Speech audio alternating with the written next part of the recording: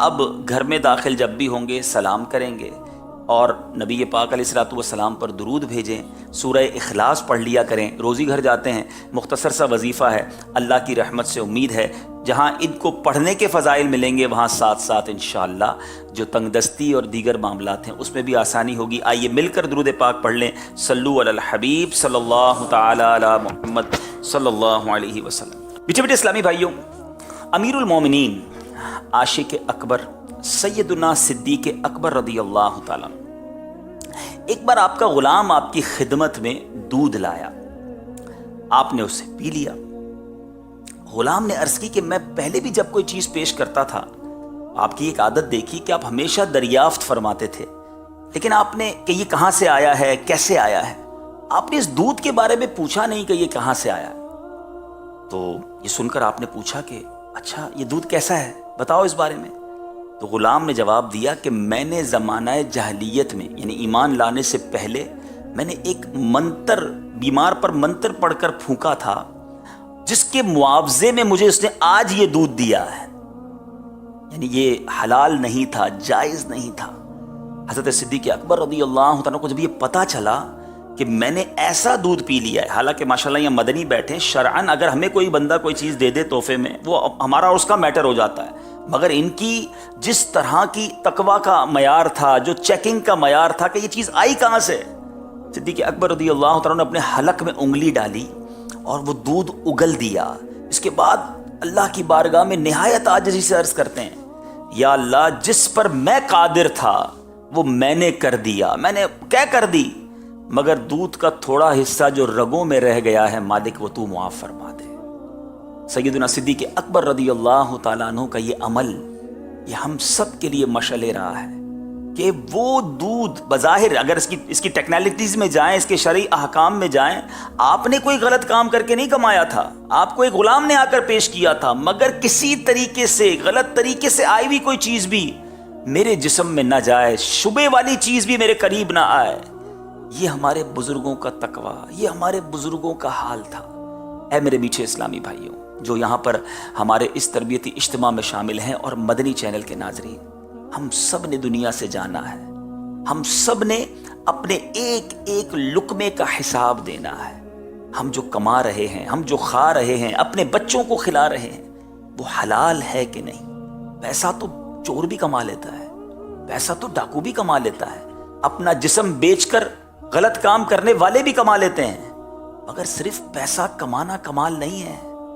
ہمیں اس ایک ایک روپے، ایک ایک لقمے کا حساب دینا ہے کہ کہاں سے آیا کہاں سے، اور پھر خرچ کہاں کیا۔ صرف حلال کمانے میں ہی جان نہیں چھوٹ جانی، یہ بھی یاد رہے۔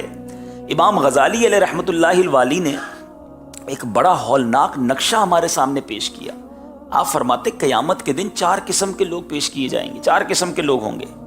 ایک وہ ہوں گے جنہوں نے حرام کمایا، حرام خرچ کیا، ارشاد ہوگا انہیں جہنم میں ڈال دیا جائے۔ سمپل سی بات ہے، کمایا بھی حرام، خرچ بھی حرام کیا۔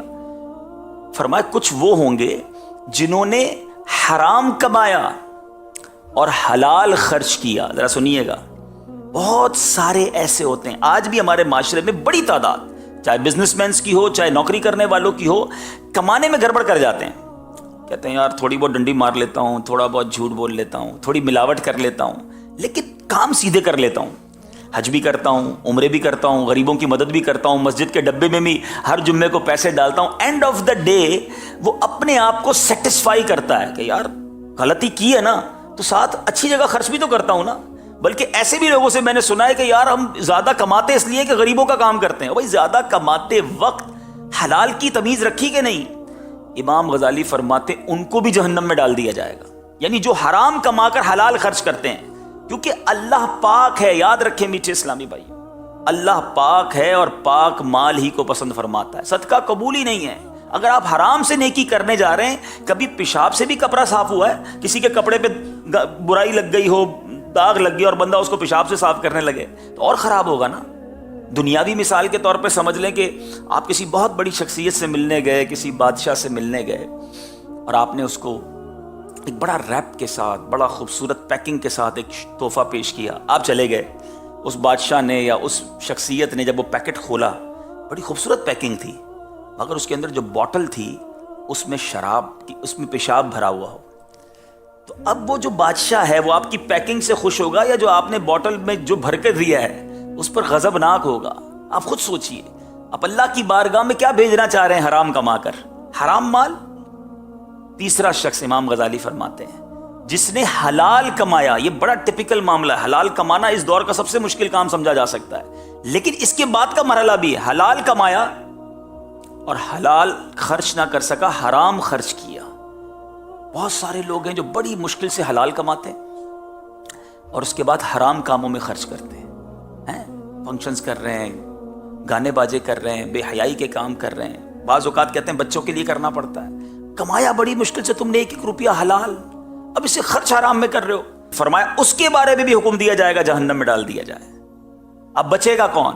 حلال کما کر حلال جگہ پر خرچ کرنے والا، اس کے بعد اس سے حساب ہوگا کہ مال کا حق ادا کیا کہ نہیں کیا، زکوٰۃ ادا کی کہ نہیں کی۔ یعنی آپ ذرا سوچئے، یہ مرحلہ اتنا آسان نہیں ہے، اتنا ایزی نہیں ہے۔ تو سب سے پہلے ہمیں یہ غور کرنا ہے کہ جو کچھ میں زندگی میں کما رہا ہوں، جو کچھ میں حاصل کر رہا ہوں، وہ حلال ہے کہ نہیں۔ اور سبحان اللہ، قرآن مجید فرقان حمید میں جا بجا ہمیں حلال روزی کمانے اور اسی کو کھانے اور اسی سے فیض لینے کا حکم دیا گیا، سمجھایا گیا۔ قرآن میں اللہ ارشاد فرماتا ہے، یا ایھا الناس کلوا مما فی الارض حلالا طیبا ولا تتبعوا خطوات الشیطان انہ لکم عدو مبین۔ اے لوگو، جو کچھ زمین میں حلال پاکیزہ ہے اس میں سے کھاؤ اور شیطان کے راستوں پر نہ چلو، بے شک وہ تمہارا کھلا دشمن ہے۔ اچھا، حلال روزی کہتے کس کو ہیں؟ ذرا آج یہ ڈیفینیشن بھی سمجھ لیں، حلال اور طیب رزق سے کیا مراد ہے۔ تفسیر صراط الجنان میں مفتی صاحب لکھتے ہیں، حلال اور طیب سے مراد وہ چیز ہے جو بذات خود حلال ہو، خود بھی حلال ہو، جیسے گوشت ہے، ذبیحہ، صحیح ذبیحہ ہوا ہو، سبزی ہے، یعنی وہ چیزیں جو حلال ہیں جو ہم کھا سکیں اور یہ جائز طریقے سے ہی حاصل بھی کی گئی ہوں۔ پتہ چلا چیز تو حلال ہے، طریقہ جائز۔ اب رشوت میں کوئی سبزی لے آئے، کسی کی چوری کر کے ذبیحہ گوشت لے آئے تو یہ بھی حرام ہو گیا۔ طریقہ بھی حلال اور وہ چیز بھی حلال ہو تو اس کو حلال و طیب رزق کہا جائے گا۔ اب میرے میٹھے اسلامی بھائیوں، فضائل رزق حلال کے، سبحان اللہ سبحان اللہ، ایسے فضائل ہیں کہ ایمان تازہ ہو جاتا ہے۔ یعنی نارملی دیکھیں تو میری اور آپ کی زندگی گزارنے کے لیے روزی روٹی ضروری ہے نا، مگر اس کی فضیلتیں بھی بیان ہوئیں۔ بھائی اللہ کی یہی مہربانی کافی تھی کہ ہم کوشش کرتے، ہمیں روزی مل جاتی، ہمیں رزق مل جاتا، یہی کافی تھا نا۔ مگر اس کو کمانے میں اس کی مشقتوں کے فضائل احادیث میں بیان ہوئے اور اس کو کس قدر انکریج کیا گیا شریعت میں، ذرا سمجھیے گا۔ حضرت سیدنا کعب بن عجرہ رضی اللہ تعالیٰ سے روایت ہے کہ ایک شخص نبی پاک علیہ الصلوۃ والسلام کے پاس سے گزرا تو صحابہ کرام نے اس کو دیکھ کر عرض کیا کہ یا رسول اللہ صلی اللہ تعالیٰ علیہ وسلم، کاش یہ اللہ کی راہ میں ہوتا ہے۔ وہ گزرا کس لیے تھا؟ وہ کام کرنے، نوکری کرنے، رزق حلال کمانے، جو بھی تجارت کرنے کے لیے نکلا تھا۔ تو کسی صحابی نے کہا حضور کاش یہ اللہ کی راہ میں ہوتا۔ تو رسول اللہ صلی اللہ تعالیٰ علیہ وسلم نے فرمایا، اگر یہ شخص، غور سے سنیے، اگر یہ شخص اپنے بچوں کے لیے رزق کی تلاش میں نکلا ہے تو یہ اللہ عز و جل کی راہ میں ہے، اور اگر یہ شخص اپنے بوڑھے والدین کے لیے رزق کی تلاش میں نکلا ہے تو یہ اللہ عز و جل کی راہ میں ہے، اگر یہ دکھاوے اور بڑائی کے اظہار کے لیے نکلا ہے تو یہ شیطان کی راہ میں ہے۔ گویا اللہ کی راہ میں نکلنے کے برابر قرار دیا گیا۔ جو رزق حلال، نیت کیا ہو؟ اپنے بچوں کے لیے رزق تلاش کر رہا ہوں، اپنے بوڑھے والدین کو تکلیف سے بچاؤں گا، میں مال کما کر غریبوں کا ساتھ بھی دوں گا، یہ اللہ کی راہ ہے۔ لیکن اگر کمانے کی نیت یہ ہے کہ پیسے بنا کر بڑا آدمی بن جاؤں گا، لوگوں کو دکھاؤں گا میرے پاس کیا کیا ہے، بڑائی ہے، تو پھر یہ شیطان کی راہ ہو سکتی ہے۔ اے میرے میٹھے اسلامی بھائیوں، میں سمجھانا یہ چاہ رہا ہوں کہ رزق حلال کمانے والے کے فضائل کیسے کیسے بیان ہوئے، انکریج کتنا کیا گیا، اس کی حوصلہ افزائی کتنی کی گئی۔ حضرت سیدنا ابو سعید خدری رضی اللہ تعالیٰ عنہ، ترمذی شریف کی حدیث ہے، اور راوی ہیں کہ تمام نبیوں کے سرور، دو جہاں کے تاجور، سلطان بحر و بر صلی اللہ تعالیٰ علیہ وسلم نے فرمایا، جس نے حلال کمایا اور سنت کے مطابق عمل کیا، یہ کنڈیشن ذرا سن لیجیے، حلال کمایا، سنت کے مطابق عمل کیا اور لوگ اس کے شر سے محفوظ رہے تو وہ جنت میں داخل ہوگا۔ اب تین چیزیں ہیں، غور کر لیجئے، حلال کمانا ہے، سنت کے مطابق عمل کرنا ہے اور پھر لائف ایسی گزارنی ہے کہ لوگ ہمارے شر سے محفوظ رہیں, تکلیف نہ پہنچائیں لوگوں کو. آقا نے فرمایا وہ جنت میں داخل ہوگا. تو صحابہ کرام نے عرض کی حضور آپ کی امت میں آج کل تو ایسے لوگ بہت زیادہ ہیں. وہ دور تو بڑا پیارا تھا. میرے آقا نے بڑی پیاری بات فرمائی. نبی پاک علیہ الصلوۃ والسلام فرماتے ہیں میرے بعد کے زمانوں میں بھی ہوں گے, بعد میں بھی ایسے لوگ ہوں گے جو حلال کمانے والے ہوں گے, جس کے شر سے لوگ محفوظ ہوں گے, اور جو سنتوں پر عمل کرنے والے ہوں گے. اللہ سلامت رکھے دعوت اسلامی کے مدنی ماحول کو. یقیناً دنیا میں اور بھی بہت سارے لوگ ہیں, صرف دعوت اسلامی والے نہیں, مگر چونکہ ہمارا تعلق دعوت اسلامی سے ہے تو الحمدللہ اس مدنی ماحول میں ہمیں حسن اخلاق بھی سکھایا جاتا ہے, ہمیں حقوق العباد کا درس دیا جاتا ہے تاکہ کسی کو تکلیف نہ پہنچے. رزق حلال کی بات سکھائی جاتی ہے تاکہ حلال کمایا جائے, اور ہے ہی سنتوں بھری تحریک کہ سنتوں پر عمل کیا جائے. تو یہ تین چیزیں مل جائیں سبحان اللہ, تو میرے آقا فرماتے ہیں وہ جنت میں داخل ہوں گے. ایک بہت خوبصورت, ایک بار حضرت سعد بن ابی وقاص رضی اللہ تعالیٰ عنہ نے نبی پاک سے بہت بیوٹیفل کوسچن کیا, اور شاید ہم میں سے ہر کوئی یہ چاہتا ہوگا. حضرت سعد رضی اللہ تعالیٰ نے عرض کی کہ حضور آپ دعا فرما دیں کہ اللہ تعالیٰ مجھے مستجاب الدعوات کر دے. ہم سارے چاہتے ہیں کہ ہم مستجاب الدعوات کس کو کہتے ہیں, جو دعا مانگے وہ قبول ہو جائے. اچھا نبی پاک علیہ الصلوۃ والسلام نے کوئی لمبی چوڑی لسٹ نہیں دی حضرت سعد کو کہ اے سعد اتنے روزے رکھنا, اتنے سجدے کرنا, اتنے مجاہدات کرنا, پھر تمہاری دعائیں قبول ہونا شروع ہو جائیں گی, تم مستجاب الدعوات ہو جاؤ گے. ذرا غور سے سنیے گا, اونلی ون لائنر آنسر. میرے آقا نے ایک لائن میں, ایک جملے میں جواب دے دیا. نبی پاک علیہ الصلوۃ والسلام فرماتے ہیں اے سعد اپنی خوراک پاک کر لو, مستجاب الدعوات ہو جاؤ گے. اپنے لقمے, اپنی غذا پاک کر لو تو مستجاب الدعوات ہو جاؤ گے. اب ذرا سوچئے کون نہیں چاہتا ہم میں سے دعائیں قبول ہوں, مگر ہم میں سے بہت سارے ایسے ہیں جو یہ فیل کرتے ہیں کہ یار دعا قبول نہیں ہو رہی, میں مانگتا ہوں ملتا نہیں ہے, مسئلہ حل نہیں ہو رہا, پرابلم سالو نہیں ہو رہی, تنگ دستی دور نہیں ہو رہی. کوئی ریزن تو ہوگا نا, بہت سارے ریزن ہیں, مگر یہ one of the biggest reason ہے کہ اگر جس کی خوراک ہی پاک نہیں ہے اس کی دعا کیسے قبول ہوگی. ایک بار آپ نے ایک تو یہ دعا, ایک حدیث سنی نا کہ ایک جملے کا جواب, اے سعد اپنی خوراک, اپنی غذا پاکیزہ کر لو, مستجاب الدعوات ہو جاؤ گے. اس کے آگے نبی پاک فرماتے ہیں اس ذات پاک کی قسم جس کے دست قدرت میں محمد صلی اللہ تعالی علیہ وسلم کی جان ہے, آدمی اپنے پیٹ میں حرام کا لقمہ ڈالتا ہے تو 40 دن تک اس کا کوئی عمل قبول نہیں کیا جاتا, اور جس بندے کا گوشت سود اور حرام خوری سے ہوگا اس کے لیے آگ ہی زیادہ بہتر ہے, یعنی وہ جل جائے یہ بہتر ہے. اب یہاں زبردست کوسچن ہے ان لوگوں کے لیے جو کہتے ہیں بچوں کے لیے کرنا پڑتا ہے. بچے چھوٹے چھوٹے ہیں, ان کی فیسز ہیں, ان کے کھانے پینے کے معاملات ہیں, ان کے دودھ, ان کی فیڈ. چھوٹا بچہ خرچہ زیادہ مانگتا ہے, میں اس لیے کر رہا ہوں, غلط کر رہا ہوں, لیکن مجھے اندازہ ہے بچوں کا کیا ہوگا. اس حدیث کا یہ جز ڈرا دینے کے لیے کافی ہے. آپ ذرا سوچیں کہ ہم جو کما رہے ہیں اور بچوں کو کھلا رہے ہیں, اٹ مینز اسی پیسے سے وہ اگ رہا ہے نا, وہ گرو ہو رہا ہے, وہ بڑھ رہا ہے. اور آقا فرماتے جو گوشت حرام سے بڑھے وہ آگ میں جل جائے یہی بہتر ہے. یعنی اٹ مینز ہم اپنے بچوں کو آگ کا ایندھن بنا رہے ہیں, انہیں حرام کھلا کر. جو کرتے ہیں ایسا وہ حرام کھلا کر اپنے بچوں کا بھلا نہیں کر رہے, ان کی گرو ہی حرام سے کر رہے ہیں. ذرا سوچئے, مرنے کے بعد تو جو ہونا ہے, اس وقت دنیا میں بچہ پھر نافرمان. بعض اوقات ہم نے دیکھا ہے کہ بچے ماں باپ کو مار رہے ہوتے ہیں, بچے ماں باپ کو تکلیف دے رہے ہوتے ہیں, ماں باپ پہلے بچوں کے لیے روتے ہیں, اب بچوں کی وجہ سے روتے ہیں. غور کریں کہیں پرورش میں حرام تو نہیں تھا, کہیں پرورش میں بری خوراک تو نہیں تھی. ایک طرف وہ بچے بھی تو تھے کہ جو ماں کے پیٹ میں قرآن یاد کر لیا کرتے تھے. کیوں کہ وہ ماں اتنی پاکیزہ, وہ پیٹ میں قرآن یاد کر لیا کرتے تھے.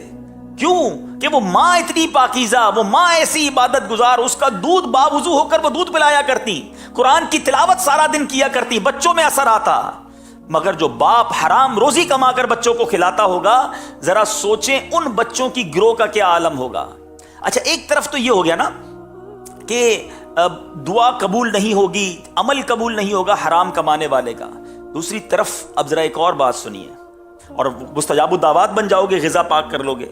حضرت موسیٰ علیہ الصلوۃ والسلام نے ایک شخص کو دیکھا, وہ ہاتھ اٹھائے بڑی گریہ وزاری کے ساتھ اللہ کی بارگاہ میں دعا کر رہا تھا, بڑا رو رو کر. میں اپنے آپ پر غور کروں اور آپ بھی غور کریں, میں بات کہیں اور لے جا رہا ہوں لیکن ذرا توجہ رکھیے گا. ہم بھی بعض اوقات رو رو کر دعائیں کرتے ہیں, اجتماع میں بیٹھتے ہیں نا, اللہ کی رحمت سے ہمارے ماحول میں تو برکت انگیز دعائیں دعوت اسلامی کا خاصہ ہیں. تو حضرت موسیٰ علیہ السلام نے ایک شخص کو دیکھا, بڑی گریہ وزاری, بڑا آہو فغاں, یعنی دعا کی قبولیت کے جو آداب ہے نا کہ بندہ رو رو کر دعا کرے, صدق کے دل سے دعا. حضرت موسیٰ علیہ السلام نے دیکھا رو رو کے دعا کر رہا ہے, یا رب یا رب یا رب پکار رہا ہے. حضرت موسیٰ علیہ السلام نے رب کی بارگاہ میں عرض کی, مولا اس کی دعا قبول فرما لے, بڑا رو رہا ہے, تجھے یاد کر رہا ہے. ارشاد باری ہوتا ہے, سنیے اے موسیٰ یہ بندہ اتنا روئے کہ روتے روتے مر جائے, یہ اتنے ہاتھ اٹھائے کہ اس کے ہاتھ آسمان کو چھو جائیں. اے موسیٰ میں نے اس کی دعا قبول نہیں کرنی. عرض کی مالک وجہ کیا ہے؟ ارشاد فرما. ارشاد ہوتا ہے اے موسیٰ یہ وہ شخص ہے جس کی غذا حرام ہے, جس کا لباس حرام ہے, اس کے گھر میں حرام ہے. اب سوچئے میٹھے اسلامی بھائی, اگر میرا رب ہی مجھ سے ناراض ہے, میرے پاس گاڑی ہے, میرے پاس بنگلہ ہے, میرے پاس بینک بیلنس ہے, میں بڑا بظاہر خوشحال نظر آ رہا ہوں, مگر میرا مالک ہی مجھ سے ناراض ہے, اور قبر جہنم کا گھڑا بنی ہوئی تیار ہے, اس نرم بیڈ روم سے اٹھ کر اس اندھیری اور کیڑوں والی قبر میں جانا ہے, تو یہ زندگی تو بیکار ہے نا. سوچئے میٹھے اسلامی بھائیوں, ہمیں اصل پرابلم پتہ ہے کیا ہے؟ بندہ حلال چھوڑ کر, تقریباً ساری مسلمانوں کو پتا ہے کہ حلال کمانا چاہیے, سب کو پتا ہے کہ حرام مروانے والا کام ہے, لیکن کیوں جاتا ہے انسان؟ کوئی وجہ تو ہوگی نا, ریزن. چلیں آج ہم یہ میں بہت ساری حدیثیں حلال کے فضائل پر سنا سکتا ہوں, بہت ساری حدیثیں حرام کی نحوست پر بیان کر سکتا ہوں, مگر ماشاءاللہ یہ بیان ہم سنتے رہتے ہیں. آج ہم تھوڑا ریزن تلاش کرتے ہیں مل کر کہ what is the reason behind this, کہ پتا ہے گھڑا ہے حرام, پتا ہے اللہ ناراض ہو جائے گا, پتا ہے دعائیں قبول نہیں ہوں گی, صدقہ قبول نہیں ہوگا, پیچھے چھوڑ کر جاؤں گا تو بربادی, بچوں کو کھلاؤں گا تو بچے جو وہ جہنم کا ایندھن بن رہے ہیں. But what is the reason behind this, کیوں بندہ پھر بھی حرام کی طرف جاتا ہے؟ کوئی تو وجہ ہوگی نا. تو جو اگر غور کرے نا تو وجہ یہ نکلتی ہے کہ بندے کے اندر توکل کی کمی آ جاتی ہے, اسے یہ سیٹسفیکشن نہیں ہوتا کہ یار میں تو اگر اسی جاب پہ رہا, میں اگر 15,000 ہی مہینے کے کماتا رہا, میں 20,000 ہی کماتا رہا, تو میں کبھی بھی پیسے والا نہیں بنوں گا, میں تو کبھی بھی گاڑی نہیں خرید سکوں گا, میں تو کبھی بھی اپنا گھر نہیں لے سکوں گا, میں تو کبھی بھی آگے نہیں بڑھ سکوں گا, میں تو کبھی بھی ترقی نہیں پا سکوں گا. اب وہ کہتا ہے کہ جب یہی لائف گزارنی ہے تو اینڈ آف دا لائف بھی ایسا ہی رہ جاؤں گا. تو اگر بڑا بننا ہے تو کچھ بڑا کرنا ہوگا, مگر وہ بڑا کرنا منع نہیں ہے شریعت میں پلیز, لیکن غلط طریقے سے کرنا منع ہے. تو انسان شارٹ کٹ کی تلاش میں اور کچھ آنکھ بند کر کے حرام کی طرف چلا جاتا ہے, اور یہیں وہ مار کھا جاتا ہے. اب میں آپ کو دیکھیں, یہ بات تو طے ہے کہ ہم سب کا قرآن پر ایمان ہے, ہم سب کا حدیث, ہم مسلمان ہیں, ہم نے کلمہ پڑھا ہے. میں کسی اور کی بات نہیں کروں گا. آج آپ کو ایک قرآن پاک کی آیت سناتا ہوں کہ میرا رب عز و جل ہمیں کیا راستہ دکھا رہا ہے. ہماری دیکھیں, میری اور آپ کی عقلیں محدود ہیں, ہم سوچتے ہو ہی نہیں سکتا, یہ کیسے ہو سکتا ہے کہ میں پیسے والا بن جاؤں جاب کرتے کرتے, میں جناب بہت بڑا آدمی بن جاؤں ایک ہی پرٹیکولر لائف گزارتے گزارتے. پہلی بات تو یہ سمجھنی ہے کہ کیا پیسے والا بننا ہی کامیابی ہے؟ کیا امیر بننا ہی جناب زندگی کا سکون لائے گا؟ میں جانتا ہوں, یقین کریں میں جانتا ہوں, میری فیملی ممبر کی میں آپ کو بات کر رہا ہوں اس لیے کہ آپ کو اندازہ ہو جائے, کروڑ پتی ہیں, اتنا اللہ نے نوازا ہے, مگر میں اس گھر کے کرب کو جانتا ہوں کہ اس شخص کے بھری جوانی میں دونوں گردے فیل ہو گئے. میں اس کرب کو جانتا ہوں, میں اس کیفیت کو روز میں, بہت میرے قریبی ریلیشن ہے, اللہ نے بہت نوازا ہے, اگر گردے ہی نہیں ہیں, ہفتے میں 3 دن ڈائلیسس, بندے کی آدھی لائف تو ہاسپٹل میں گزر گئی نا. پیسہ بہت ہے, میں آپ سے پوچھتا ہوں میرے گردے سلامت ہیں, یہ بڑی نعمت ہے, یا میرے بینک بیلنس میں 10 کروڑ ہیں اور دونوں گردے فیل ہیں؟ اپنے آپ سے پوچھو. پرابلم یہ ہے ہم نے لائف کی لگژریز کو پیسوں سے تولا ہے, ہم نے سہولتوں کو سمجھا ہے کہ یہی زندگی کا سب کچھ ہے. ایسا نہیں ہے, سکون سب سے بڑی چیز ہے. اگر آپ کے بچے فرما بردار ہیں اور آپ کے بینک میں پیسے نہیں ہیں, مگر آپ کے بینک میں کروڑوں روپے ہیں اور آپ کے بچے نافرمانے, پوچھو ان والدین سے کہ وہ پیسے کو محبت کر رہے ہیں یا بچوں کی نافرمانی پر رو رہے ہیں. نہیں نیند آتی یار, جس کے بچے شرابی, کبابی, جواری, جس کی وجہ سے روزانہ ماں باپ مرتے ہوں اور جیتے ہوں. پیسہ کیا چیز ہے اس کے آگے؟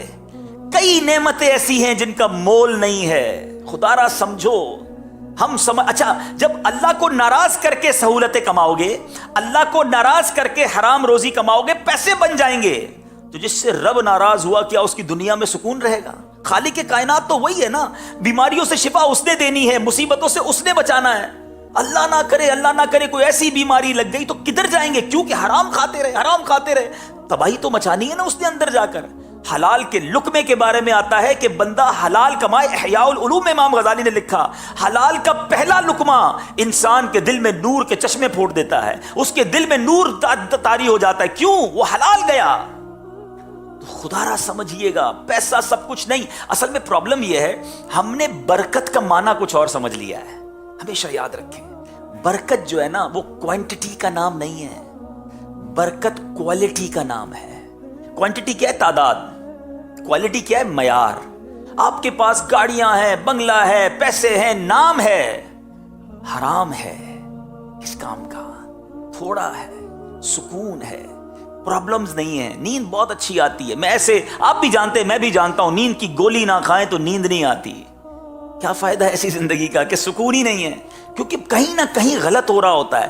جو غلط ہوتا ہے نا وہ بے سکونی لاتا ہے۔ تو بہرحال جو لوگ یہ سمجھتے ہیں نا کہ ہمارا مسئلہ ہی حل نہیں ہو سکتا، ہم آگے بڑھ ہی نہیں سکتے، ہم کیسے نکلیں گے مشکل سے؟ میں قرآن پاک کی آپ کو آیت سنانے جا رہا ہوں۔ اللہ فرماتا ہے وَمَن يَتَّقِ اللَّهَ يَجْعَل لَّهُ مَخْرَجًا۔ خدا کی قسم یہ آیت اتنا دلاسا دیتی ہے، کمال کی آیت ہے۔ میرے رب نے کمال اعلان فرما دیا، فرماتا ہے وَيَرْزُقْهُ مِنْ حَيْثُ لَا يَحْتَسِبُ وَمَن يَتَوَكَّلْ عَلَى اللَّهِ فَهُوَ حَسْبُهُ۔ ترجمہ کاش آپ یہ آیت یاد کر لو۔ یقین کریں یہ آیت جتنی بار میں نے پڑھی ہے نا، اب آپ اس کا ترجمہ سنیے گا، جب بھی پریشانی میں ہو کس سے مدد طلب کرنی ہے یار؟ حل کرنے والا کون ہے؟ حل المشکلات کون ہے؟ قاضی الحاجات کون ہے مصیبتوں کو دور کرنے والا، روزی کے دروازے کھولنے والا کون؟ میرا رب ہے۔ ارے جس نے حل کرنا ہے وہ اعلان فرما رہا ہے، اور اس کا اعلان سنو کیا ہے؟ جھوم جاؤ۔ اللہ فرماتا ہے اور جو اللہ سے ڈرے اللہ اس کے لیے نجات کی راہ نکال دے گا، نکلے گی راہ۔ آپ کو یقین، میں بہت ساری چیزیں بیان میں نہیں کر سکتا، مگر میں نے اپنی زندگی میں ایکسپیرینس کی ہیں۔ گھر بک گیا، گاڑیاں بک گئیں، گھر کا سونا بک گیا، بندہ روڈ پر آ گیا، وہ سوچ بھی نہیں سکتا تھا کہ میں پھر کھڑا ہو جاؤں گا۔ اللہ سے لو لگائے رکھی، اللہ نے پھر کھڑا کر دیا، پھر پہلے سے زیادہ عطا کیا۔ اس کی عقل دیکھیں نا، میری اور آپ کی عقل محدود ہے، اس کی عقل کام ہی نہیں کر رہی آج بھی، کہ میں تو سب کچھ لٹا بیٹھا تھا، آج پھر کیسے سب آ گیا؟ کیوں؟ اب اگلی آیت کا جز پڑھیے، اور اسے وہاں سے روزی دے گا جہاں اس کا گمان نہ ہو۔ آپ کی امیجنیشن نہیں ہوگی، اللہ ادھر سے دے گا، گمان بھی نہیں ہوگا۔ اور اللہ فرماتا ہے جو اللہ پر بھروسہ کرے تو وہ اسے کافی ہے۔ اللہ کافی ہے، بھروسہ کرو اس پر۔ پرابلم یہ ہمیں سب پر بھروسہ ہے، ہمیں کسی اور ادارے پر بھروسہ ہے، ہمیں کسی اور شخصیت پر بھروسہ ہے، ہمیں کسی دوست پر بھروسہ ہے، یار یہ میرا ہاتھ پکڑ لینا میرے مسئلے حل کر دے گا، یہ میرے پیچھے کھڑا ہے میرا پرابلم سالو ہو جائے گا، میں اس ادارے میں چلا جاؤں میرے مسائل سارے حل ہو جائیں گے۔ کیوں؟ تمہیں سب پر بھروسہ ہے، اپنے رب پر بھروسہ نہیں ہے۔ جس دن رب پر بھروسہ کر لیا نا، اس دن طبیعت ہری بھری ہو جائے گی۔ اللہ کے فیصلوں پر یقین کرنا آ گیا، مشکلیں آسان ہو جائیں گی۔ حالانکہ بچپن سے ایک جملہ سنا ہے، دانے دانے پہ لکھا ہے کھانے والے کا نام، سنا ہے نا؟ ایمان کیوں نہیں ہے؟ آپ کا میرا رزق جو ہے نا وہ موت کی طرح مجھے اور آپ کو تلاش کر رہا ہے، مل کر رہے گا۔ اللہ تعالیٰ نے قرآن مجید میں ارشاد فرمایا نا، سبحان اللہ۔ آیت قرآنی ایک اور آپ کو سناتا ہوں کہ ہم سب کا رزق کیسے لکھا ہوا ہے۔ اللہ تبارک و تعالیٰ قرآن مجید فرقان حمید میں اس نے وعدہ فرما لیا ہے، وَمَا مِن دَابَّةٍ فِي الْأَرْضِ إِلَّا عَلَى اللَّهِ رِزْقُهَا۔ ترجمہ کنز ایمان، اور زمین پر چلنے والا کوئی ایسا نہیں ہے جس کا رزق اللہ کے ذمہ کرم پر نہ ہو۔ صرف میں نہیں، چونٹیاں، مکوڑے، سانپ، بچھو، جانور، مچھلیاں، ایوری تھنگ۔ ماں کے پیٹ میں بچے کو رزق پہنچانا اس کی ذمہ داری۔ بڑا پیارا جملہ کتابوں میں لکھا، وہ چونٹی کو کن اور ہاتھی کو من ہے، وہ رب عطا فرماتا، جس کو جتنا چاہیے۔ ہاتھی کو من چاہیے ہوتا ہے، چونٹی کو دانا چاہیے ہوتا ہے، سب کو وہ رب عطا فرماتا۔ وعدہ اس نے کیا ہے۔ پرابلم یہ ہے کہ ہمارا بھروسہ نہیں ہوتا، انتظار نہیں ہوتا، سکون نہیں آتا۔ روزی لکھی ہوئی ہے، اب کمانی حلال سے حرام سے ڈیسائیڈ آپ نے کرنا ہے، یہ اب آپ کے اوپر ہے کہ کیسے کمانی ہے۔ جلدی کر کے حرام سے کما لیں۔ اچھا، امام اہل سنت مولانا شاہ امام احمد رضا خان علیہ رحمت الرحمان سے اسی طرح کا سوال ہوا کہ حضور یہ بتائیں کہ یہ جو کہا جاتا ہے دانے دانے پہ لکھا ہے کھانے والے کا نام، یہ ٹھیک ہے؟ کمال جواب دیا میرے امام نے۔ اعلیٰ حضرت فرماتے ہیں دانے دانے پہ نہیں، دانے کے ہر حصے پر۔ اور اس کو ڈیفائن کتنے پیارے انداز میں کیا۔ آپ کو پتہ ہے چاول گندم روٹی بنتی ہے، اس کی آٹا بن جاتا ہے۔ اب ایک گندم کا دانہ ہے، وہ روٹی میں اس کا آٹا بنا، تو وہ پورے ایک دانے کے ذرے تو ایک ساتھ نہیں رہے، ڈسٹریبیوٹ ہو گئے۔ اچھا پھر ایک روٹی، اس کے بھی ہم بازو کا 4 ٹکڑے کرتے ہیں، ایک میں نے آپ کو دیا، ایک آپ کو دیا، تو ہو سکتا ہے ایک دانے کا ایک ذرہ ان کے پاس چلا گیا کہ ان کے پاس چلا گیا۔ اعلیٰ حضرت فرماتے ہیں جس ذرے کو آپ نے کھانا ہے اس پہ بھی آپ کا نام لکھا ہوا ہے۔ اور پھر ایک واقعہ سنایا اعلیٰ حضرت نے، کتاب میں لکھا، کمال، یقین کرے اگر دل کے کانوں سے سنے نا یہ واقعہ۔ اعلیٰ حضرت لکھتے ہیں کہ ایک بنگالی تاجر تھا، بنگالی چاول زیادہ کھاتے ہیں، کہتے ہیں بنگالی تاجر تھا، تو اس نے ایک بار کھانا کھا رہا تھا، تو کھانا کھاتے ہوئے اسے زور کی چھینک آئی، تو ایک چاول کا دانہ اس کے سر میں جا کے پھنس گیا یہاں پر۔ پیسے والا تھا، تاجر تھا، بڑا علاج کروایا کسی طرح یہ دانہ نکل جائے، دانہ نہیں نکلا، کئی سال گزر گئے، دانہ گویا اندر فکس ہو گیا تھا۔ کہتا ہے بہت عرصے کے بعد اعلیٰ حضرت فرماتے ہیں وہ بنگالی تاجر حرم شریف گیا، حج پر یا عمرے کی حاضری پر وہ بنگالی تاجر مکہ پاک پہنچا، جیسے ہی کعبے کا دیدار کیا زور کی چھینک آئی، وہ دانہ جو کئی سالوں سے یہاں پھنسا تھا وہ حرم کے فرش پر گرا، جیسے ہی گرا ایک کبوتر آیا اٹھا کر وہ دانہ لے کر چلا گیا۔ اعلیٰ حضرت نے فرمایا اس کبوتر کا رزق لکھا تھا، یہ دانہ سنبھال کے گھومتا رہا، جس کا رزق تھا اس کو پہنچایا گیا۔ اب جب دانے پر بھی میرا نام لکھا ہے تو کدھر سے میں پھر حرام کماؤں؟ کیوں شارٹ کٹ اختیار کروں؟ مجھے مل کر رہنا ہے، بس صرف یقین ہونا چاہیے۔ میں نے آپ کو قرآن کی آیت سنائی نا، یہ یاد کر لو، اللہ ایسی جگہ سے روزی دے گا جہاں سے تمہارا گمان بھی نہ ہوگا۔ اب ایک اور حدیث پاک سنیے، نبی پاک علیہ الصلوۃ والسلام فرماتے ہیں اگر تم اللہ پر بھروسہ کرو جیسے اس پر بھروسہ کرنے کا حق ہے۔ اللہ، یہ جملہ کتنا پیارا ہے۔ ڈیفینیشن، بھروسہ تو ہم سب کو ہے، ہم کہتے ہیں نہیں بھی اللہ پر بڑا بھروسہ ہے، حق کیا ہے، یقین کتنا ہے، بلیف کتنا ہے، بس یہ یاد رکھو۔ نبی پاک فرماتے اگر تم اللہ پر بھروسہ کرو جیسا بھروسہ کرنے کا حق ہے تو وہ تمہیں اس طرح رزق عطا فرمائے گا جیسے پرندے کو عطا فرماتا ہے۔ وہ صبح کے وقت خالی پیٹ نکلتا ہے اور شام کو سیر ہو کر لوٹتا ہے۔ یعنی پرندوں کو تو کبھی بھی ہم نے نہیں دیکھا کہ گھونسلوں میں کوئی کبٹ بنی ہوئی ہو۔ کبھی دیکھا اپنے بکرے کو کھانا کھلایا ہو اور کھانا اس نے دوپہر کا کھانے کے بعد ٹوکری کھینچ لی ہو کہ بھائی رات کے لیے سنبھالوں گا، ہیں بھائی رات کو کیا ملے گا، چارہ نہیں آیا تو یہ اس کو نہیں ہوتی فکر کہ دوپہر کو جو ملا باقی جس نے دوپہر کو کھلایا وہی رات کو کھلائے گا۔ صبح گھونسلے سے نکلتے ہیں سارے پرندے، کروڑوں پرندے، پتہ نہیں ہوتا شام کیسے آئیں گے، اللہ سب کو رزق دیتا ہے، سب پیٹ بھر کر واپس آتے ہیں، مگر وہ کل کے لیے گھونسلے میں کہیں بچاتے نہیں۔ اللہ پر بھروسہ تو خدارا ہمارے اندر، ہم تو اشرف المخلوقات ہیں، اتنی کمزور کیوں ہو جاتے ہیں؟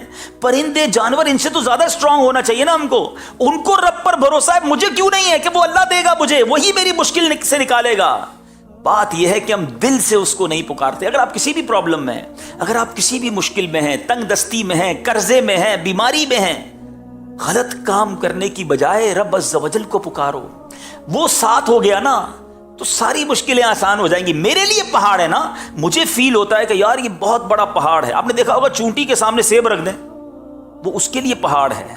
میرے سامنے بہت بڑا پہاڑ ہے، مگر بہت بڑا پہاڑ ہے، مگر جو خالق کے کائنات ہے اس کے لیے تو 18,000 کائنات ہیں نا، 18,000 کہا جاتا ہے جہان ہے اس دنیا میں، تو زمین تو ایک حصہ ہوا، اس کی کائنات کا تو کوئی کنارہ ہی نہیں۔ اس کے لیے میری مشکل، اس رب کی شان تو شان ہے۔ رب کے محبوب کے بارے میں اعلیٰ حضرت فرماتے ہیں نا، تنکا بھی ہمارے تو ہلائے نہیں ہلتا ہے آقا، تنکا بھی ہمارے تو ہلائے نہیں ہلتا، تم چاہو تو ہو جائے ابھی کوہ محن پھول۔ محن کہتے ہیں مصائب کو، پریشانیوں کو۔ یا رسول اللہ ہمارے لیے تو تنکا بھی ہٹانا مشکل ہے، آپ چاہیں تو یہ مصیبتوں کے پہاڑ بھی پھول بن جائیں، آپ کرم فرما دیں تو پھول جیسے معاملات ہو جائیں گے۔ تو پکارے نا ان کو جن کے لیے کوہ محن بھی پھول ہے۔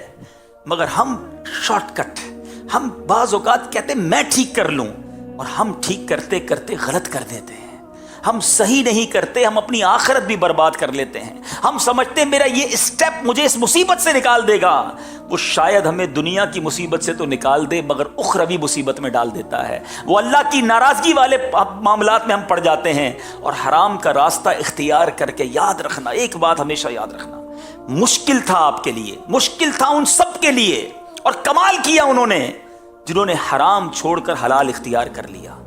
مگر یاد رکھنا جس دن کوئی حرام میں پڑ گیا نا پھر واپس آنا بہت مشکل ہوتا ہے. بڑا شاندار سٹیپ زندگی میں ان لوگوں نے اٹھایا. میں سلام پیش کرتا ہوں انہیں. مجھے اندازہ ہے اس بات کا کہ جو حرام کما رہا تھا بڑا زیادہ کما رہا تھا, چانسز تھے, اس نے وہاں سے اپنے آپ کو نکالا ہمت کر کے اور حلال کی طرف آیا. میں جانتا ہوں بہت سارے ایسے لوگوں کو جانتا ہوں جو حرام کما رہے ہیں نہیں نکل پا رہے. ایسا سود نے جکڑ لیا ہے, ایسا حرام نے جکڑ لیا ہے, ایسا قرضوں نے جکڑا ہوا ہے, ہمت ہی نہیں ہو پا رہی کہ یار یہ نکلوں کیسے, غلط کر رہا ہوں, حرام کر رہا ہوں, نہیں نکل پا رہے کیونکہ وہ پنجے گاڑ لیتا ہے. شیطان کب چھوڑے گا؟ لیکن اس سے بڑا بدنصیب کون ہوگا کہ جو حلال کماتے کماتے حرام کے دریا میں جا کر گر گیا. پھر شاید زندگی میں موقع نہ ملے باہر نکلنے کا. کبھی ایسی غلطی مجھے اور آپ کو نہیں کرنی چاہیے. بلکہ اگر مجھ میں یا آپ میں یا مدنی چینل کے ناظرین میں کوئی ایسا ہے جو حرام روزی کما رہا ہے, خدا را میرے بھائی میں آپ کو مشورہ دیتا ہوں, ہمت کرو, خدا کے واسطے ہمت کرو, آ جاؤ حلال روزی کی طرف آؤ. حلال تھوڑا بھی بابرکت ہوتا ہے, حرام زیادہ بھی بربادی لاتا ہے. مجھے وہ جملہ نہیں بھولتا, ایک واقعہ کئی بار میں سنا بھی چکا ہوں, شاید آپ نے بھی سنا ہوگا. ایک بار ایک مبلغ دعوت اسلامی اٹلی میں گئے, بیان کیا حلال روزی پر. ایک صاحب ملے, بڑی نمناک آنکھیں تھیں, آنکھوں میں آنسو تھے. کہا اکیلے میں بات کرنی ہے. مبلغ نے کہا ٹھیک ہے آئیے بات کرتے ہیں. اس نے کہا کہ حضور میں آپ کی بیان سے ذہن تو بن گیا ہے کہ حرام نہیں کمانا, مگر مجبوری یہ ہے کہ میں اپنے اسٹور پہ شراب بیچتا ہوں. شراب بھی بکتی ہے, اور بھی آئٹمز ہیں مگر شراب بھی بکتی ہے. مگر ہمارے ملک کا مسئلہ یہ ہے کہ اگر شراب نہ بیچے تو اسٹور چلتا ہی نہیں, اسٹور کے خرچے ہی پورے نہیں ہوں گے, بچوں کے لیے کیا کماؤں گا. میں چاہتا ہوں چھوڑ دوں حضور, بس میں نے ذہن بنا لیا ہے, آپ مشورہ دیں میں کیسے چھوڑوں. اگر میں نے چھوڑ دیا تو پیسے ہی پورے نہیں ہوں گے, کرایہ ہی نہیں نکلے گا گھر کا. یہ وہ لوگ مثالیں دیتے ہیں جو دنیا میں حرام کما رہے ہوتے ہیں نا بیچارے, وہ یہ سوچ رہے ہوتے ہیں. اس مبلغ نے ایک ہی جملہ کہا کہ ایک بات بتاؤ, روزی دینے والا کون ہے؟ اس نے کہا اللہ. کہ تم اللہ کی نافرمانی کر رہے ہو, اللہ روزی دے رہا ہے, کیا فرما برداری کرو گے وہ روزی بند کر دے گا؟ اب یقین کریں وہ نوجوان زاروں کتار رونے لگا. کہتا بس اب میں نے نیت کر لی ہے, کچھ بھی ہو جائے میں نے حرام نہیں کمانا. اب یقین کریں واللہ وہ مبلغ 1 سال بعد پھر گئے اٹلی مدنی کام کے لیے. اسی نوجوان سے پھر ملاقات ہوئی. وہ نوجوان کہتا ہے 1 سال ہو گیا ہے شراب بند کی, اللہ نے کاروبار میں اور برکت دے دی ہے. اللہ وہاں سے روزی دے گا جہاں تمہارا گمان بھی نہیں ہو. میرا گمان ہے نا شراب بے ختم کر دوں گا تو ختم ہو جائے گی روزی. نہیں یار, آپ اللہ کو ناراض کر رہے, روزی مل رہی ہے, آپ راضی کریں گے تو روزی بند ہو جائے گی. وہ غیب کے خزانوں سے دے گا, وہ تھوڑے میں قناعت دے دے گا, وہ تھوڑے میں برکت ڈال دے گا. جو معاملہ میرا لاکھوں کروڑوں میں نہیں ہو سکتا تھا وہ اللہ چند روپوں میں کر دے گا. وہ مالک ہے, میری عقل محدود ہے. سمجھو ہمیں بعض اوقات میں اور آپ اپنے مسائل کو اپنی عقل کے پیمانوں سے دیکھتے ہیں, یہ پاسبل ہی نہیں ہے, یہ ہو ہی نہیں سکتا. کس کے لیے؟ میرے لیے. ان اللہ علی کل شیء قدیر, اللہ ہر شے پر قادر ہے, وہ تو کر سکتا ہے نا. میں اس سے مدد مانگ رہا ہوں, میں کمزور, وہ طاقتور ہے. میں کچھ بھی نہیں, وہ سب کچھ ہے. ارے اس نے مجھے بنایا, اس نے یہ کائنات بنائی, اس کے لیے میرے مسئلے حل کرنا کیا مشکل ہے. میں اس سے دوستی کر لوں, میں اس کو پکاروں, میں اس سے مدد طلب کروں. اللہ اکبر, ایسے معاملات ٹھیک ہوں گے. میں آپ کو ایک وظیفہ, ایک آیت, ایک اشارہ دینا چاہتا ہوں. سبحان اللہ, یقین کریں اگر آپ کو یہ یاد ہو جائے نا, آپ میں سے کوئی کسی مشکل میں ہے, پہلے اس کا پس منظر بیان کر دیتا ہوں. اللہ تعالیٰ نے اپنے ایک نیک صالح بندے کے الفاظ نقل کیے. بندے نے الفاظ کہے تھے, اللہ نے وہ الفاظ قرآن میں بیان فرما دیے. اچھا, اس بندے کو ان الفاظ کہنے کا فائدہ کیا ہوا؟ وہ کیا تھا کہ وہ بندہ فرعونیوں میں سے تھا, فرعون کے لشکر میں وہ تھا, فرعون کے قوم میں سے تھا, مگر اللہ تعالیٰ نے اس کو فرعون کی بری چالوں سے محفوظ رکھا. جب فرعونیوں کو زبردست عذاب نے گھیرا نا, وہ بندہ اس عذاب سے محفوظ رہ گیا. اس کے الفاظ کیا تھے؟ وہ الفاظ اللہ نے قرآن میں عطا فرما دیے. اور one of the amazing words, خدا کی قسم, میں کچھ چیزیں ہوتی نا وہ الفاظ میں بیان نہیں, اس کی مزے لو, اس جملے کے, اس آیت کے جب آپ مزے لوگے نا, جب اس کو سمجھ لوگے اور دل کی گہرائیوں سے پڑھو گے اور آپ اس کو پریکٹس کر کے دیکھو, وہ الفاظ کیا ہیں؟ وَأُفَوِّضُ أَمْرِي إِلَى اللَّهِ إِنَّ اللَّهَ بَصِيرٌ بِالْعِبَادِ. ترجمہ کیا ہے؟ اور میں اپنے کام اللہ کو سونپتا ہوں. بس کافی ہے نا, جس کو سونپے ہیں. إِنَّ اللَّهَ بَصِيرٌ بِالْعِبَادِ, بے شک اللہ بندوں کو دیکھتا ہے. ارے اگر رب پر بھروسہ نہیں تو تف ہے میری زندگی پر. وہ خالق نہیں تو ماں بنائی نا میری ماں کا خالق بھی تو وہی ہے نا. ماں مجھ سے پیار کرے وہ تو ماں سے 70 گنا زیادہ پیار کرنے والا ہے. بس سونپ دو اسے, الفاظ سے نہیں دل سے. خدا کی قسم کھا کر کہہ رہا ہوں, ایک بار اس کو پریکٹس کر کے دیکھنا, اکیلے میں بیٹھ کر یہ کہنا وَأُفَوِّضُ أَمْرِي إِلَى اللَّهِ, اے اللہ میں اپنے سارے کام تجھے سونپتا ہوں, بس تیرے سپرد کرتا ہوں. تو اپنے بندوں کو دیکھ رہا ہے. ان اللہ بصیر بالعباد. یہ قرآن کی آیت ہے, بلیو کر لو اس پر, پریکٹس کر لو اس پر.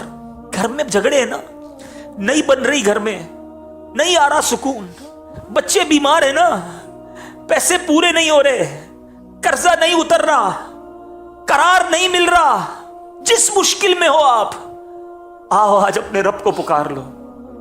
وَأُفَوِّضُ أَمْرِي إِلَى اللَّهِ, اے اللہ میں اپنے سارے کام تجھے سونپتا ہوں, بس میں تھک گیا, میں کمزور ہوں, میں نکما ہوں, میں کچھ نہیں کر سکا, میں تھک گیا مالک, اب تو مدد کر دے. یقین کرو جس دن آپ نے یہ فیلنگز اور اس تڑپ کے ساتھ اپنے رب کو پکار لیا نا, پھر پرابلم کدھر سے رہنی ہے. اگر پرابلم نصیب میں ہے تو اللہ سکون دے دے گا. اللہ آپ کو اس پرابلم کو فیس کرنے کا حوصلہ دے دے گا, کیونکہ قرآن میں رب نے فرمایا لا یکلف اللہ نفسا الا وسعها. اللہ نہیں ڈالتا کسی جان پر بوجھ اس کی وسعت کے, اس کی حوصلے کے علاوہ. وہ جتنا بار اٹھا سکتا ہے اتنا ہی بار ڈالا جاتا ہے. کرم ہو جائے گا. توکل کرنا سیکھیں. ہم توکل سے دور ہو گئے ہیں. ہمارے بزرگ اپنے بچوں کو کیسے توکل سکھاتے تھے, ہم پریکٹس کریں, خود بھی اپنے بچوں کو بھی پریکٹس کرائیں. ہم بچوں کو کہتے ہیں دیکھو بیٹا پیسے ہوں گے تو مسئلے حل ہوں گے, پیسے کمانا, دنیا میں کچھ بھی نہیں کر سکو گے اگر پیسے نہیں ہوں گے. ہم شروع سے ہی اینٹی توکل بات کر رہے ہیں. نہیں, اللہ راضی ہوا تو سب ہو جائے گا بیٹا. اللہ کو راضی کرنے والے کام کرنا, وہ راضی ہو گیا تو رزق بھی دے دے گا, مشکلیں بھی حل کر دے گا.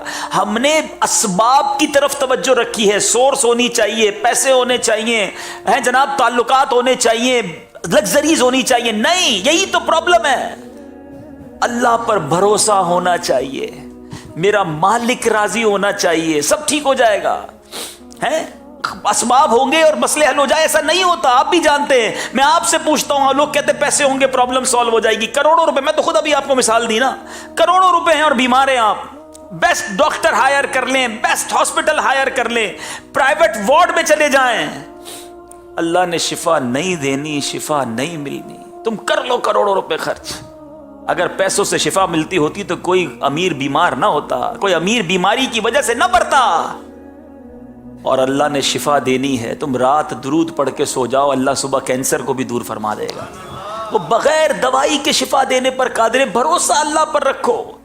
حضرت احمد بن حرب رحمۃ اللہ تعالی علیہ, دیکھو یہ پریکٹس کیسے کرواتے اپنے بچوں کو. چھوٹا بچہ کہ بیٹا دیکھو روزانہ کھانا کھانا ہے نا, اللہ سے مانگنا ہے.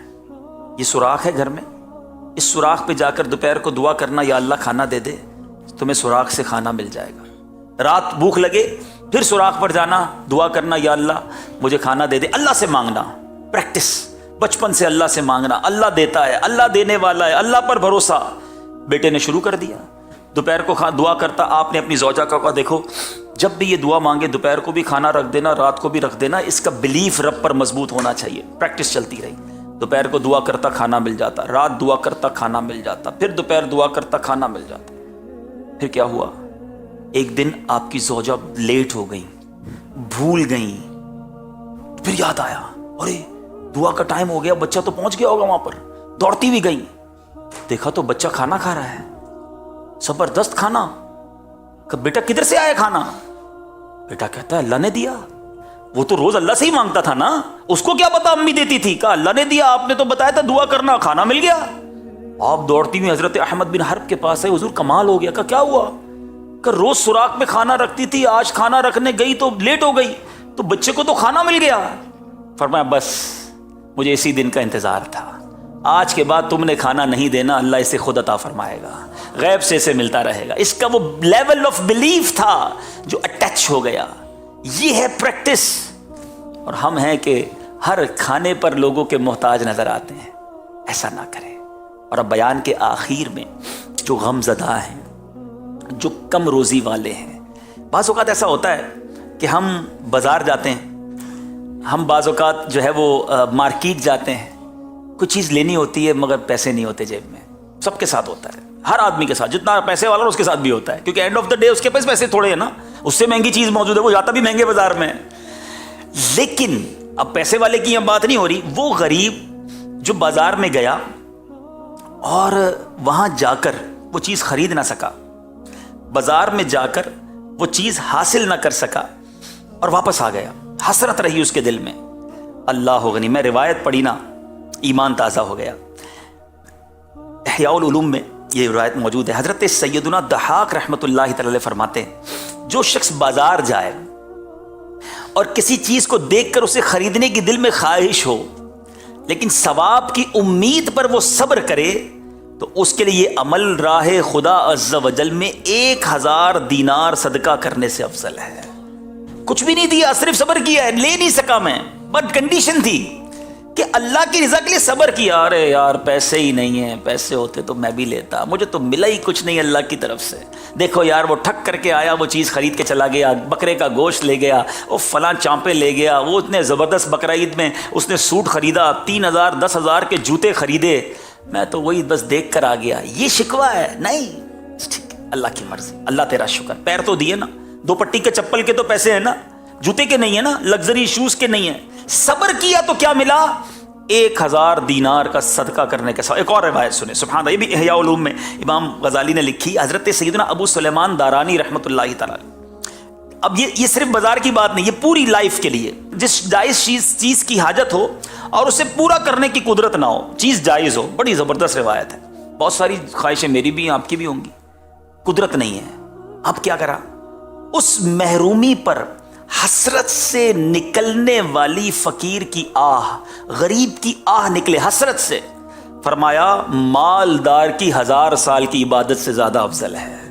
1000 سال کی عبادت، یہاں صرف حسرت سے آہ نکلی ہے۔ اللہ فیصلہ کرنے والا ہے، وہ تقسیم کرنے والا ہے۔ اگر کسی کو غریب رکھا ہے نا، یاد رکھنا اس کو اس کے بدلے آلٹر میں اتنا کچھ ملنا ہے، ساتھ صبر کی کنڈیشن ہے۔ مسئلہ یہ ہے کہ آپ کو صبر کا موقع ملا، آپ نے صبر نہیں کی۔ ایک اور خوبصورت بات، ابھی دعا قبول نہ ہونے والی بات ہوئی تھی نا، آؤ میں آپ کو دعا کی قبولیت کا شاندار وقت بتاتا ہوں۔ تو one of the important time جب بندہ دعا مانگے وہ کیسے قبول ہوتی ہے، آسمانوں پر کیسے جاتی ہے۔ حضرت سیدنا بشر بن حارث حافی رحمۃ اللہ تعالی علیہ کی خدمت میں کسی نے عرض کی، حضور میرے لیے دعا فرمائے۔ حضرت بشر حافی بہت بڑے اللہ کے ولی، ان سے دعا کے لیے کہا کسی نے، کہتے ہیں میں اہل و عیال کے اخراجات کی وجہ سے بڑا پریشان، بہت پرابلم ہے، پیسے ویسے نہیں ہیں، گھر والے بھی پریشان، میں بھی پریشان۔ ٹھیک ہے، حضرت بشر حافی سے دعا کروا رہے، بزرگوں سے بھی لوگ دعا کراتے ہیں۔ سنیں کمال کا جواب، کہتے ہیں جب گھر والے تم سے کہیں نا ہمارے پاس آٹا نہیں ہے، روٹی نہیں ہے، تم اس وقت میرے لیے دعا کرنا۔